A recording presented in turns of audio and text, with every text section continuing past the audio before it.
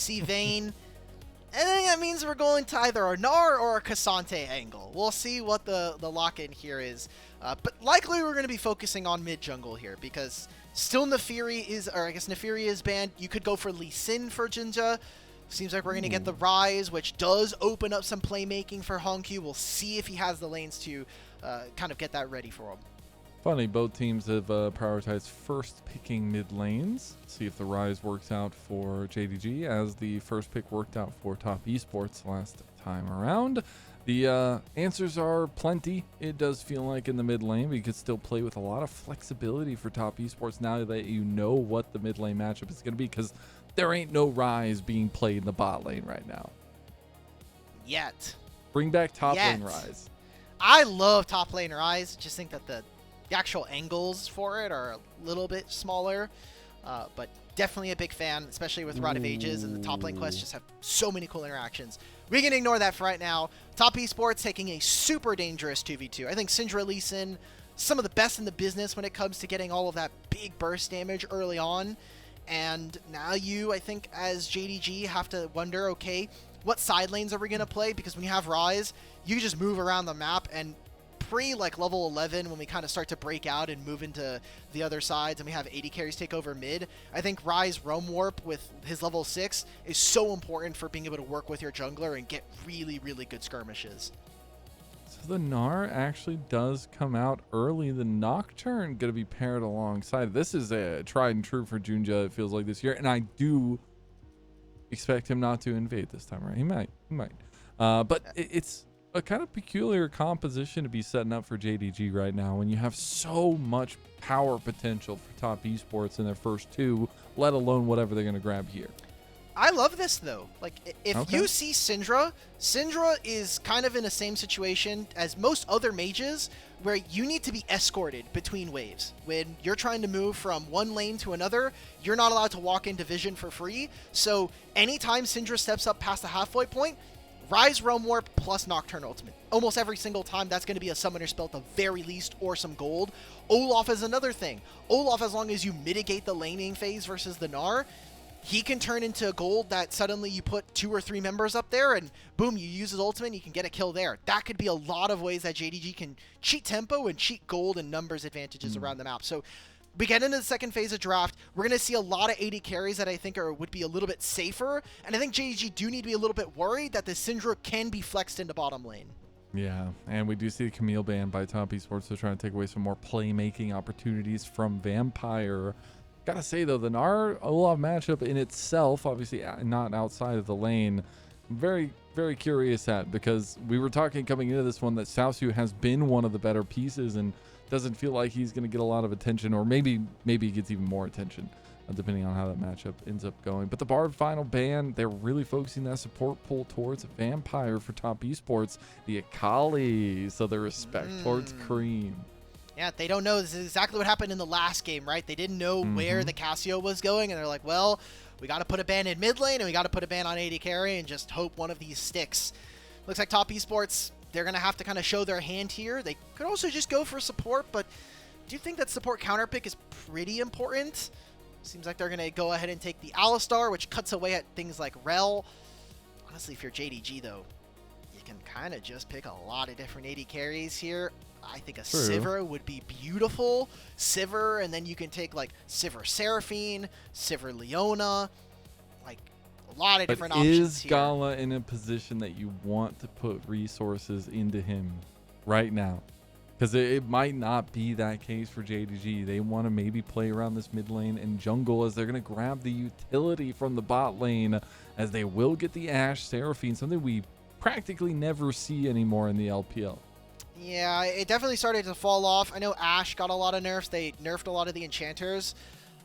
Top Esports, if you're really base, you're just going to play Mel, right? This is the Mel spot to go for. You already have a heavy AD leaning topside with Lee Sin plus the Olaf. Ziggs can outrange it. I think this is fine.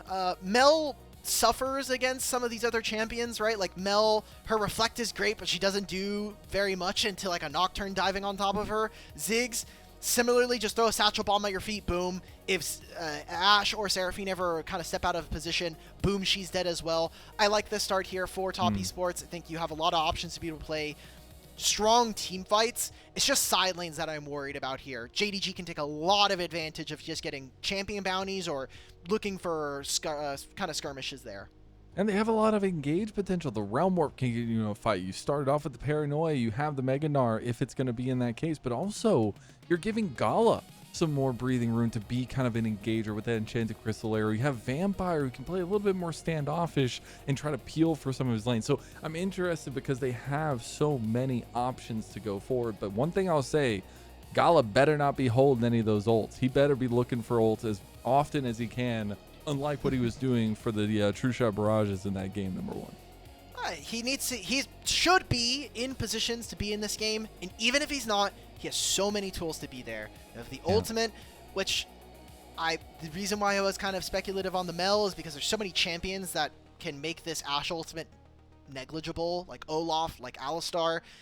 Really, you have to be very choosy as to which ones you're landing, and it has to be on Syndra or has to be on Ziggs. Other than that, your targets are extremely minimal. Game number 2, can JDG survive the storm that Top Esports have brought to Shanghai? It's Top Esports JDG Game 2. Do or die in this series for JDG.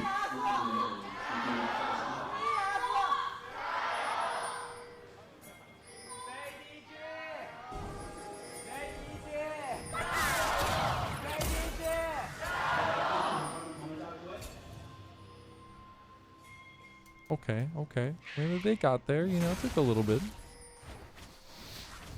And it's a small arena. Won't invade. Aww, that's kind of sad. Yeah, you have a Ryze. I feel like Ryze is so much more OP at level 1 than Syndra, but whatever. Both junglers will have vision of where the other is starting, so both teams now know, hey, Lee Sin's gonna be pathing top, Nocturne's gonna be pathing bottom. I do not think this is going to turn into anything early, especially for Nocturne. I mean, your lanes just don't have the setup there. I think, more importantly, I want to watch what JDG are going to do around top lane, because this is a very volatile matchup. And if Olaf gets behind early, you can just kind of take advantage of that. Early heal going to be utilized by Top Esports. They're taking a huge amount of poke here between this combo, but that's exactly what the Seraphine Ashe want to be doing. I love the way that Joel has been using his headbutt here to keep Gala away from doing damage onto the combo. Yeah, but this is a really tough spot to be in. Like, Nocturne, I think it's tough because this wave is going to crash before he gets here, but if they're still half HP by the time Nocturne finishes his clear, I think Top Esports bot lane needs to be cognizant of the fact that they potentially could lose their summoner spells. So a lot of great early damage. This is one of the ways you can attack mages, is that usually their level 1 through 3 is not the most powerful. We can already see that JDG yet again are winning the early lane. But that immediately puts so much weight onto JunJia. You want to get ahead. You don't want to just be a light switching bot as the Nocturne. And you want to try to keep tempo with Tian. I love it though. Tian took that little stopgap. He went for that long sword. So this deploy could end up in a little bit more aggression for him as well. But it could also just end up being this split of the scuttle crabs between the two junglers. They're going to see if they can go for an invade. Likely JunJia is just going to finish off this objective. This is really smart here. JackeyLove and Joel, they wanted to recall. They didn't finish it. Vampire and Gala are able to cancel this. Gala's kind of low. If Joel finds a flash engage, that could just be Gala going down. And this is really tight. We ended up seeing that JunJia instead decided, I'm going to take the bottom side scuttle and I'm going to cut my losses. Looks like Tian, evolution. I don't know if he's going to stick around, actually. Does end up getting the ward there. JunJia redeploying out. And yeah, looks like Tian will just go ahead and take that one off. As JunJia comes around, it could be a 50-50. Both have smite. Let's see, does get the reset. Tian needs to use the safeguard to get away. Does give the speed up through, and JunJia will end up defending his Raptors.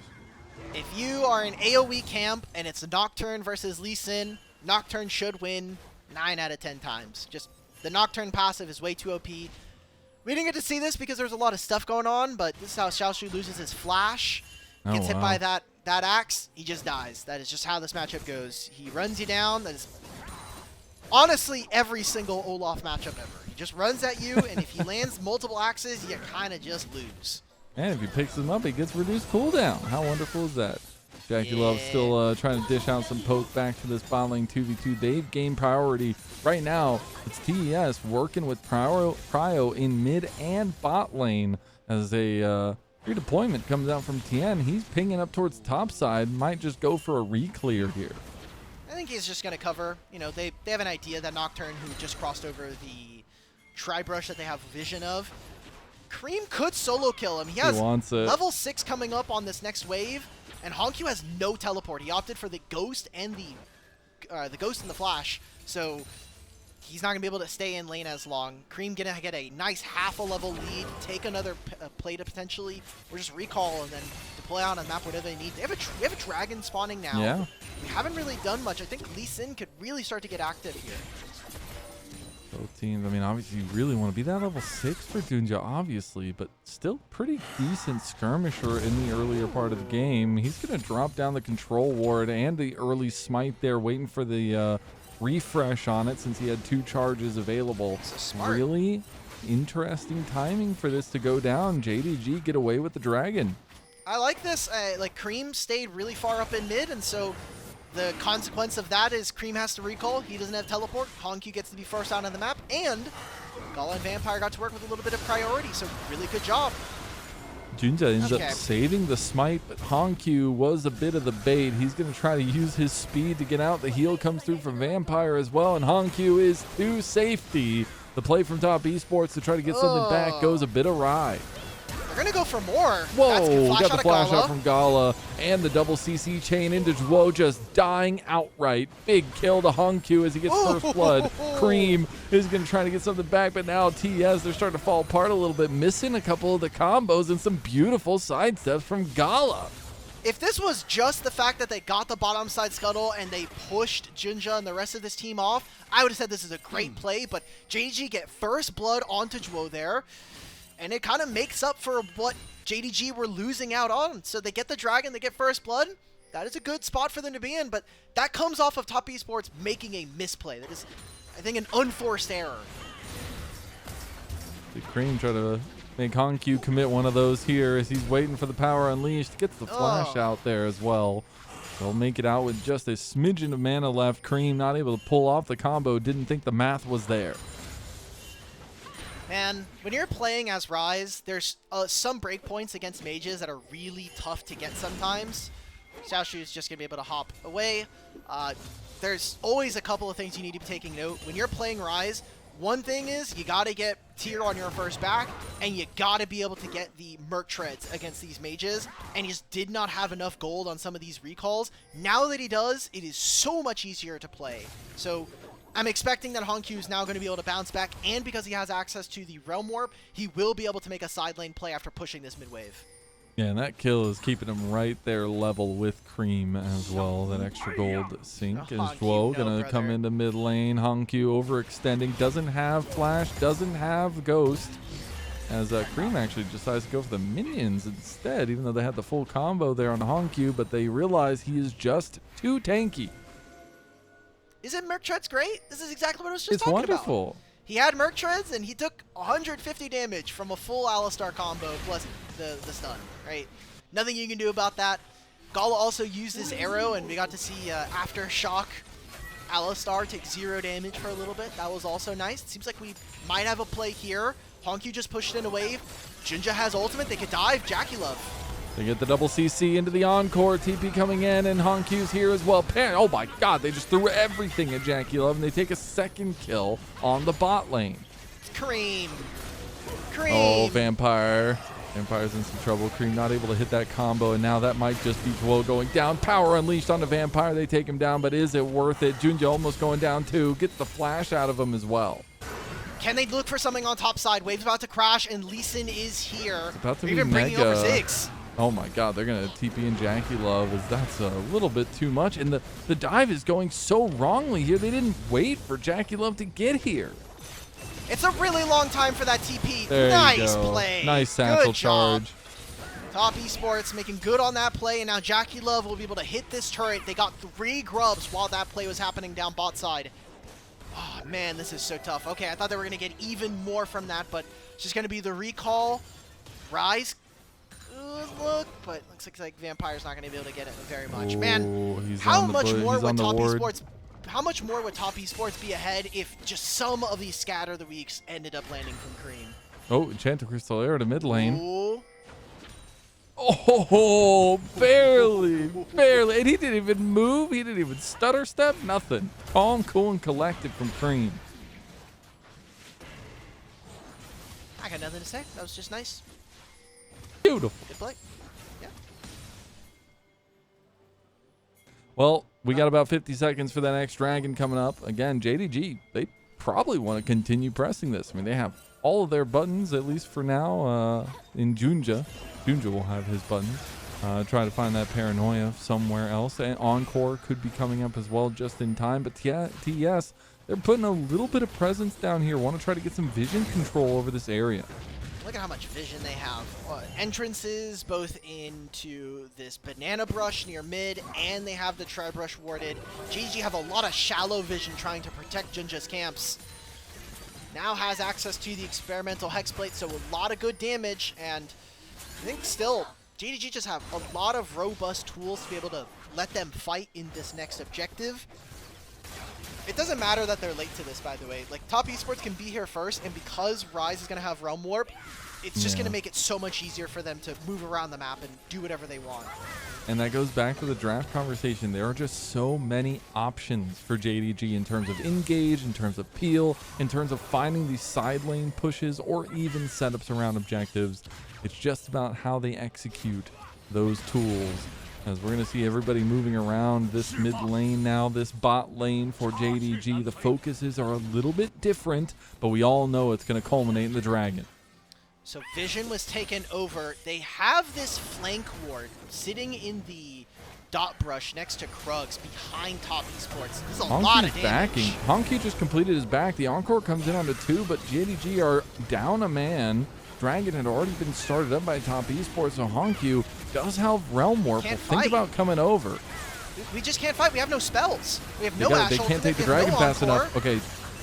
Oh, is this the life TPs coming, or at least the Realm Warp coming through? Whoa, getting the flash. That's 2 flashes out from Top Esports, but now HongQ overextends, but he flashes, and maybe he baits him out, as it's going to be huge damage on the TES, but it's also huge damage back on JunJia. The bouncing bomb not going to be there. Vampire could be looking for a combo here. Could go for the double root, but doesn't. JDG left Gala in the bot lane. They still come out a little bit the better in the fight, but the dragon did go over to TES. It is completely fine that HongQ took that recall because he has Realm Warp Ghost. It is not okay that JDG put all of those spells into JackeyLove and they get no kill for it. Them losing out on the dragon is extremely expensive here for JDG.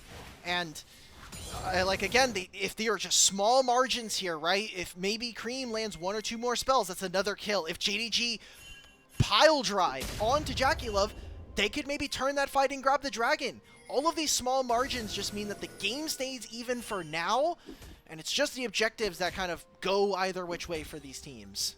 And I love this zoom out for a moment, because you can see Zhuo knows what his next idea is. They are moving all of their vision control to top side. Just transition that to the other side of the map for when Rift Herald comes up. Give a little bit of pressure up towards this Gnar, towards this matchup that Zuian is having a beautiful time with. And speaking of, looking to try to get Xiaoxu down before the fight even kicks off. I'm looking at Zuian's player cam. He's calling for a top dive, brother. We're doing this now. We're doing it this wave immediately. Here, Paranoia is coming through. Wallop goes wide there, but the Paranoia gets used. Enchanted Crystal Arrow goes wide too. And here comes the TP from JackeyLove. Everybody's down. It's a 2-kill spree for Top Esports, and they're going to be able to take the turret. And this is so beautiful. Look at the timing on this. 1.5 minutes. Even with Rise and Ashe hitting mid and bottom lane, it is not going to equate the gold that Top Esports are going to get. I wonder, with 3 grubs and a Ziggs, are they just going to forgo this Herald that's spawning and just take 2 turrets? This would leapfrog them into the game massively. I mean, It's already been a 1.5k gold swing right now in the last minute. They're going to make that even more. We've gone from about a 500 goldie for top esports all the way to almost 3,000 now. This is what I'm telling you guys at home. Please, if you are trying to emulate any parts of these pro games into your play at home, the gold in this season is all in the turrets and the bounties. This is where Riot has decided that is how we're going to balance the game. We're going to make games extremely flippy. And now, Zuian has a gold lead. He has 2,000 gold over Xiaoxu. This Olaf is a menace in this team composition. And I just think it's so impressive to see what top esports have crafted, especially with this top laner, a guy who's stepping in for 369 of all people, and he's able to pilot these moments to be a force of reckoning for top esports in some of their games here. It's been very nice to see that development as Vampire just loses 3/4 of his health. He's already out of the fight. Thankfully, we have honey fruit. I want to eat a honey fruit in real life, even though I'm not a big fruit guy. I just want to try one. Tian's looking for something. Where's his team? Tian going on to HongQ, and even the bouncy bomb connects. Tian was trying to schmoove on him there. Doesn't get him because HongQ's pretty tanky, but the turret is still almost fully alive, and they were doing that between the outer turret and the tier 2. And now with the Ziggs Olaf combo that we've seen in this game already, they're going to take another one. Hey, you know what I love about this setup here for top esports, and maybe why they go for that play onto JunJia and HongQ?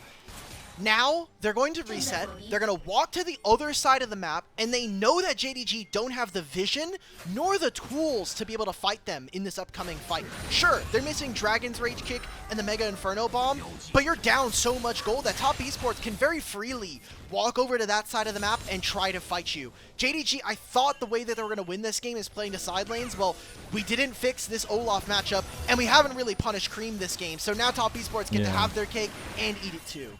I wonder what flavor they all like the most. I feel like they're like a chocolate cake team. For top esports, most likely. Elia earlier did put me on to some mango cake. Ooh, that was pretty good. That's banger. That sounds it's pretty a good. little sweet, but understandable. The thing I'll say though, and I love it because anytime we focus on something or start weaving some narrative about something and it becomes the exact opposite, that's the stuff that I crave. And Zuian has completely upset all the expectations we had in this top lane. Not fully, we weren't down on Zuian or anything. He's been a very pivotal part for top, but we were like, if there's a moment for Xiaoxu, it's JDG Xiaoxu. He's gotten all the MVPs, every win that JDG have gotten, and he has been officially gapped in this series. I don't know if I agree with that. I think I'll give a little bit of pushback because he kind of got massive. Like, what have JDG done to set Xiaoxu up in this game? Like, we made a play towards top side, but we didn't really connect, and a lot of kills went over to top esports. I'd say maybe game 1 you can make more of an argument because he got solo killed a couple of times on the Rumble Yorick matchup, but this game is not his fault. Like, JDG. I don't know, man. I see a 2K lead for the other side. There's a Ziggs that has fed 3 turrets now into Olaf. Olaf helped take top tier 1 and top tier 2. But the numbers. Top tier, bottom lane tier 1. I know, but we're not allowed to do math on stream. Remember that? I don't need to do math. I don't need to do any addition. I see the number. It's big. And it's more than the other one. The number is all about context. Another turret is taken. Another dragon is going to be taken. I think top esports are abusing this 3 grub Ziggs play so much, and it wasn't something that we highlighted. We said that JDG were the team that was going to play on side lanes, but we've seen a lot of teams. I think of even a team like EDG, who are at the bottom of the league right now. Yeah. They were doing a lot of clean plays around moving the Ziggs around, taking 3 grubs, and blowing up early turrets. I like that top esports are showing us more of that play. And they've taken 5 of them now with the Ziggs. And honestly, the Olaf damage on top of the Ziggs, pretty impressive with the attack speed that he has. So they were able to take those down very quickly when they moved around. And excellent uses of the TP from JackeyLove, both times at least already. That we've seen it be a little bit more proactive towards the turrets. But give it to me straight, Alk. How does JDG get back into this setup? Because they have all the options. We said it from draft. They have engaged potential, but when you're behind, You can tell they're scared. Look at the gold on this side 3 right here, man. Just crazy. It's all about shutdowns. You can still catch out Creme. You can still catch out Zuian. You just gotta put multiple members. But I am worried that they don't have the damage. Like, Ashe Seraphine has some utility, but all of it is in their kits, basically. It's all in these big ultimates and the synergy that lies between their two champions. And you have a Nocturne and a Gnar. Maybe the Olaf like bounty is just out of reach. You're never going to be able to really kill him unless you stack basically all 5 members onto him. We have time, right? 30 seconds before Baron spawns, but 3.5 before that dragon. I think you need to make a play on side lane. Just haven't seen that coordination from JDG, and I don't think top esports are giving them very many options. The troubling thing is top esports, it seems like they have a bit of a vice grip on the series so far against JDG. And, you know, when we look at the results of the season so far, this is right up TES's alley as well. Really looking to find some consistent performances from them, as they did end up losing that series to AL earlier on in the week. Bounced back with that series against LGD, and now could be rounding it out with a 2-0. Of the plethora of results for them so far this week as they look to barrel down this bot lane tier 2.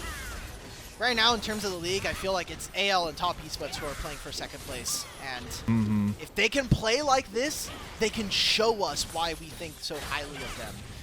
But again, as I keep coming back to, context matters, right? Like, taking a strong 2-0 versus a super weak JDG, I'm okay with that. I need to see you play against some of the other top teams here in the league before we start to kind of hammer home some of those big points. But it also, maybe on the flip side of that, if you're going to play against a weak team, you got to play good, right? You cannot, this season especially, we've seen so many flips. And I do want to bring up, if we have the chance, producer Ilya, to bring up that lower third of some of the record from this year so far for top esports, because again, it's a very different team. It's a very different team from what we were seeing in that first split, and the growth has been noticeable, and now they're looking to try to cement that here in split number 3. And these are just regular season results, because we look at playoffs, top esports have really been hitting their stride as we've gone on. We said the cadence we want to see. Okay, this is look where his team is, right? This is not okay. Maybe this is a little Xiaoxu's fault, but also his team has no ability to be able to protect him. They have no wards. He has to go far on sides, and I think top esports can actually just go and rush over the dragon. Lid. I appreciate you going off the edge for Xiaoxu, though. I appreciate it. You know, I'm sure he would respect it. Look, he gave me an interview at First Hand. None of the other JDG members, you know, they didn't bang my line. They didn't bang my line, so. It does feel bad, though. Obviously, being down so far in that top lane matchup itself. And now we're going to have the setup for another dragon. Would be a 3rd dragon in a row for top esports, and put them on Soul Point out of an Ocean Soul. I love that vision toggle from the observers. Like, you can just see how suffocating it is for JDG. It says 4,000. It's going to feel like 5.5 because they can't walk in, and they also don't have the damage right now. You have a 2-item Ashe with Kraken Slayer PD. You're just not doing anything. Rise is half a level down and also half an item down at this point. Like, you have the Seraphs. You're still 2 minutes away from Rod of Ages. We're just waiting now. Top esports, they get this dragon. I think JDG are completely fine. I know we're talking about this as if top esports are going to win this game, but still, I think that there's a possibility. I think that JDG can get 1 or 2 kills, and the game completely flips on its head. There's always a chance, except when the spell shield blocks the enchanted crystal arrow. You know, that was what JDG were waiting for to get the go button going. Now JackeyLove will be without that for the foreseeable future, as the poke is starting to come down onto JDG. Realize they always have engage tools, but they are just so scared to use them. This is fine. Gnar is building courage in the mid lane. Olaf is on the bottom side of this map. I think that JDG are going to have to stake their claim around this banana brush. We're not playing in tri-brush, guys. We're going to the banana brush. They're just going to head this off. They don't even want to fight. They know if they lose this one, the game is completely out of control. I like this. This is good patience from JDG. So we'll see that go over to Top Esports and buying some time for JDG. Is it going to be enough? Only the end of the game will tell. JunJia going to get the reset here on his camps as well. The redeploy from the rest of JDG is coming out. And Top Esports going to be resetting themselves. Looking on to 2.5 to 3 items now for Top Esports. Move all their vision in top side. I mean, Zuian can just solo kill. Dude, this is so disgusting. I'm just looking at the item differential. Yeah, dude, it's Zuian nasty. and Xiaoxu. Xiaoxu's like, well, I also procced my quest late, so I'm a little bit down versus my enemy top laner. And he has 2 items. I'm never fighting this guy. I cannot do anything. What am I? Are we gonna get a team fight? What's up? Oh, yeah, it happened last game too. I'm sorry, this is totally tangential.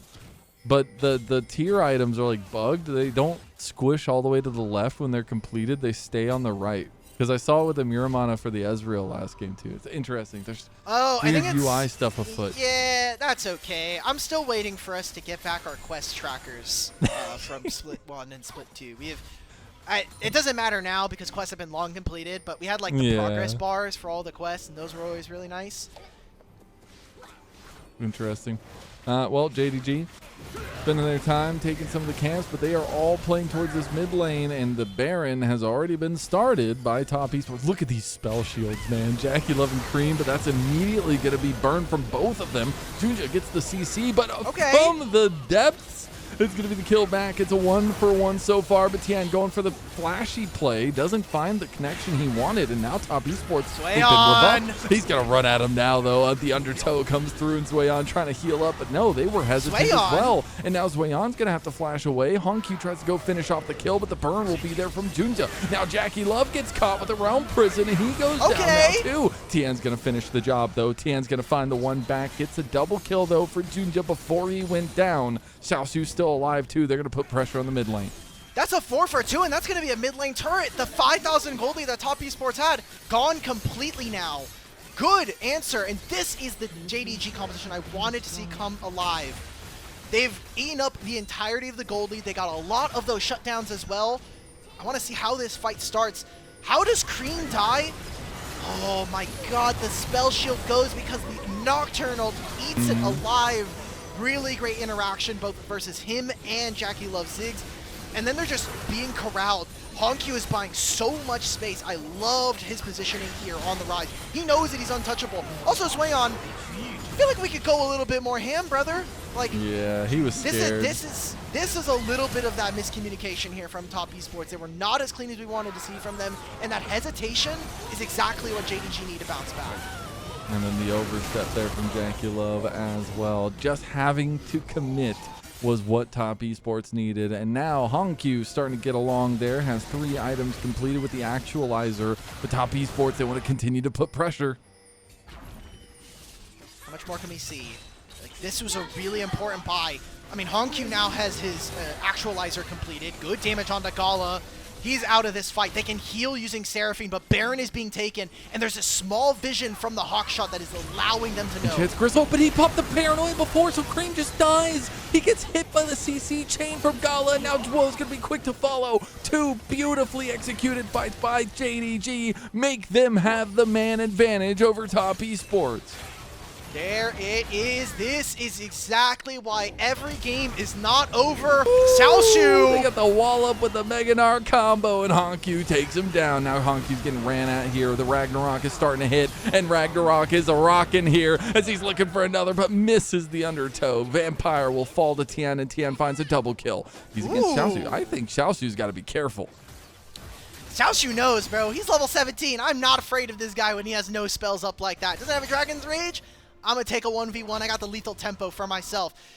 JDG are getting back in this game here, Mazel, and you talked about the layering of the spells. This was beautiful coming in. Finally, the coordination. You get a 3-man ultimate from Vampire, and then the damage. They need to rely on burst combos. When you don't have a marksman, and you have this Ziggs, and you have this Syndra, it's about poke, it's about waiting for spells. And JDG just get to run them down when you don't have position here. What a fantastic fight from JDG, and what great presence to have in this game. Ocean Soul being started now, and JDG are in no position. HongQ doesn't even have Realm Warp. This is Soul. Xiaoxu trying to come over with the Mega Gnar. He doesn't have the angle. Paranoia is going to be used late after it's already gone. Creme trying to flash away, gets away from the tether. And now this is a setup for top esports as Zuian does TPN. They've got to get the Soul and get out.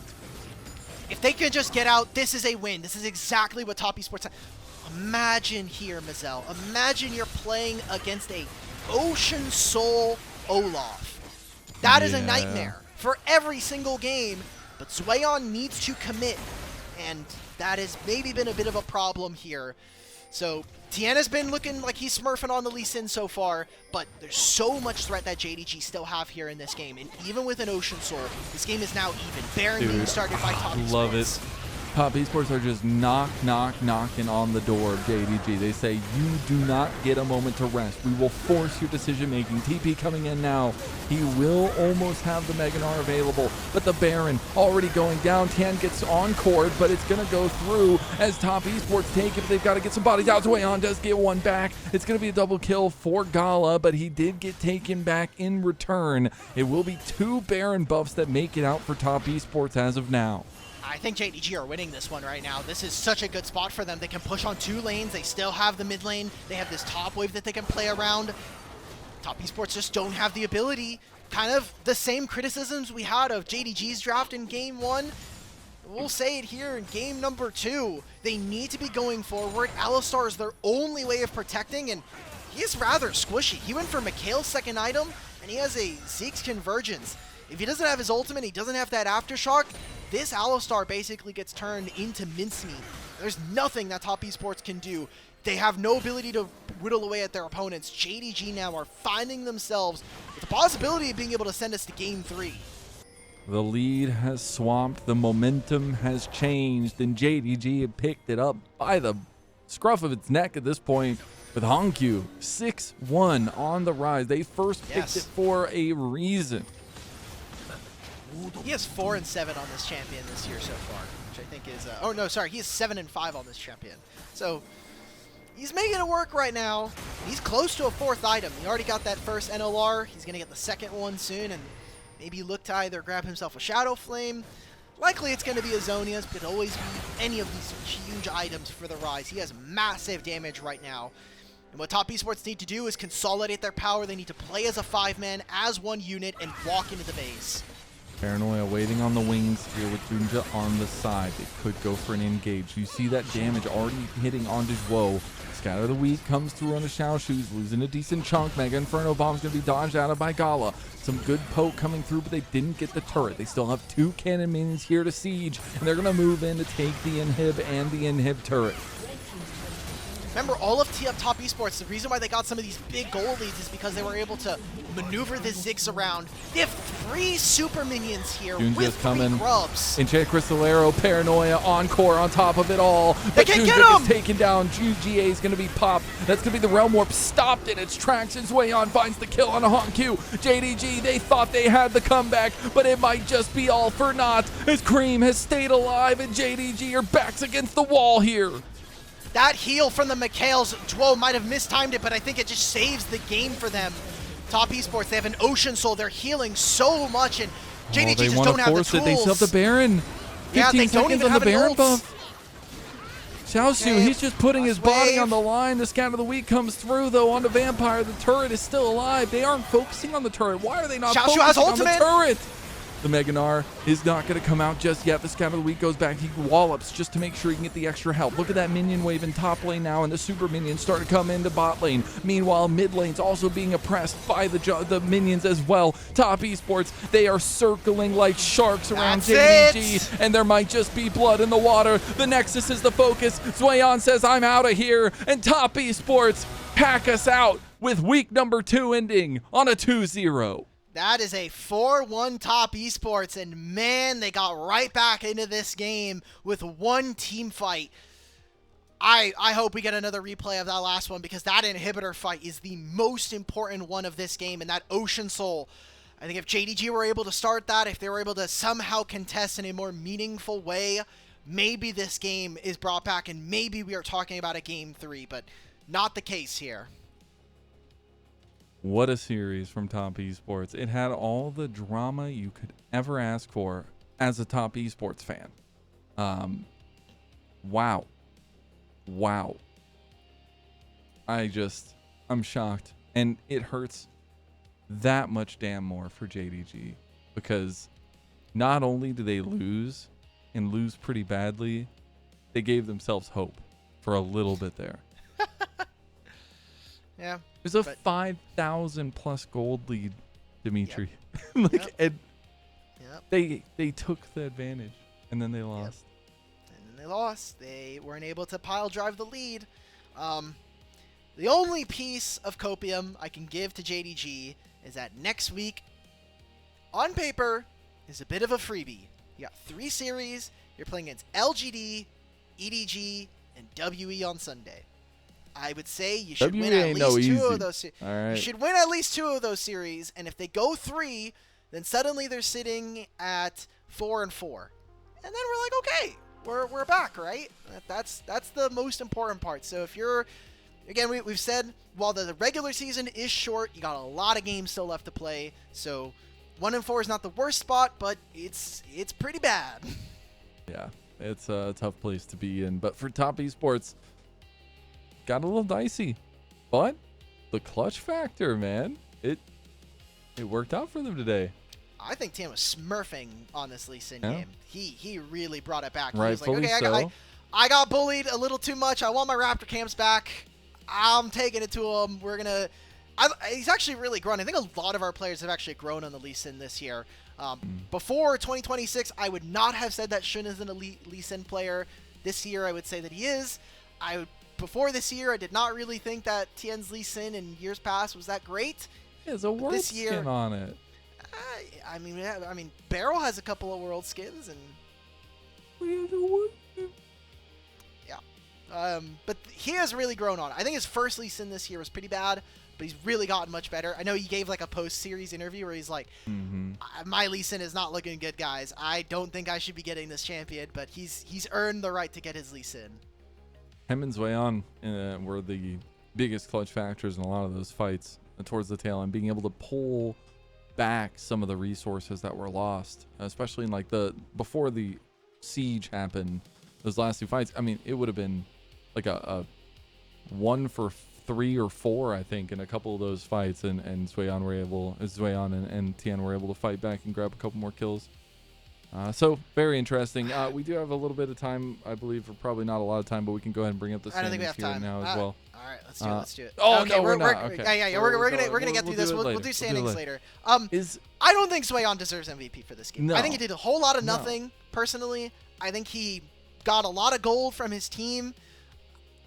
This is the same criticism I've actually had of Zuian so far this year, is in their start to Split 2 when they went 9-0, I thought that they did a lot of work to put a lot of gold in his pocket. They camped his lane. Tian was constantly helping, and they played a 2v1 lane most times versus him. This time, instead of playing for his lane, they just gave him a whole lot of gold. They put him and JackeyLove together, and they just ran around the map. I think a lot of times Zuian lacked the confidence to play an Olaf. You need to be able to go forward and just play on the limits, and I just don't think we saw that from him this game. So back to the drawing board. I know you got yourself a 2-0 win. I know it's going to look good on your stats, but I just don't think that he really pushed the envelope. He did not seem like a natural Olaf player, despite the fact that he's already played this champion now 5 times this year. Yeah, it felt like that in the last fight, but the more important fights, it did not, which is the key factor there. He ran into that last fight around the Nexus turrets after his ultimate went off.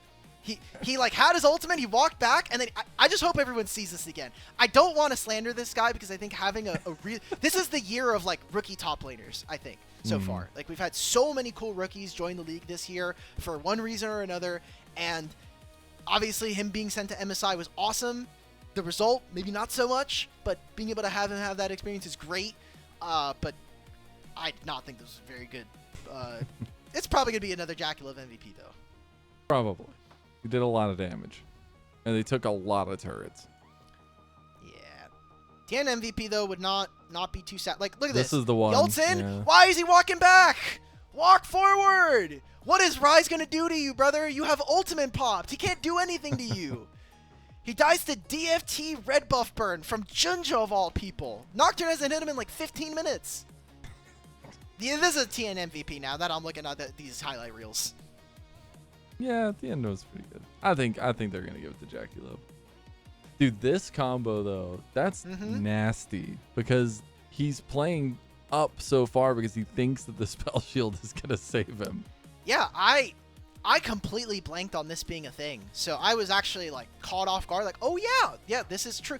I'm so used to like, oh, the reason why Nocturne ult, doesn't see or, doesn't blind one of the champions is usually I'm used to like 80 carries building Edge of Night just to have that. But I think it was a really good layer of interactions that we don't typically get to see. This was where things went a bit wrong. Again, this play is so much worse if they don't get kills back. Okay, but then let's watch Zuian. Yeah. Let's watch Zuian. Ultimate here. We're hitting HongQ. Okay, so he dies, and then we're going to run with no ultimate into Meganar afterwards. Going to flash, get ulted, immediately stunned. Like, I don't know what else to say, brother. Like, this is just not the cleanest Olaf. We'll work on it, okay? We'll work on it. You didn't have to show me that. I said Olaf is so good. Ignorantly through the night, I would have been like, Zuian, top of the world, better than Faker. Now, I don't know, man. No, it was all right. It sucks to see that, but they'll have plenty of games to work on it. Long season. Pretty good stuff for Top Esports. I agree. I think they are trying to push the mold a little bit here and kind of continue that regular season progress as we'll get 304 Lee Sin performance. MVP, his first. Wow. First of the split. He wasn't earning it for that Trundle game, I'll tell you what. He's had some good other games though, I'm surprised. Yeah. I don't know, man. This was kind of a free series. I did predict that this was going to be a 3-game series, but I'm glad that Top Esports decided to put them out of their misery because JDG have... I talked about it on the podcast. You can go check that out on the LPL English YouTube channel. But JDG have a really tough start to this split. And there we go. Teddy, do better, man. Teddy, do better. Why are we voting for JackeyLove, brother? Because JackeyLove's a beast. I know. It's kind of like the first series of the split was like LGD, and they gave Chris the MVP. And it's like it just had to be. It had to be. Yeah. It's okay. I'm still salty about that game because I thought EDG were gonna win, and then I forgot Bulldogs on the lineup. Okay, enough. I'm not gonna flame EDG anymore. I keep doing this every show. Who do you got player of the match or player of the series? Jesus. Is it man of the match? Isn't that what they call it? I think they still use player of the series. I mean, on Leaguepedia, they still call it player of the series. Yeah, but or player of the match. Sorry, it's player of the game and then player of the match. Can we just have like each different one? Can we do a bunch of different iterations of it? Yeah, I think it should be JackeyLove. Oh, it's Tian.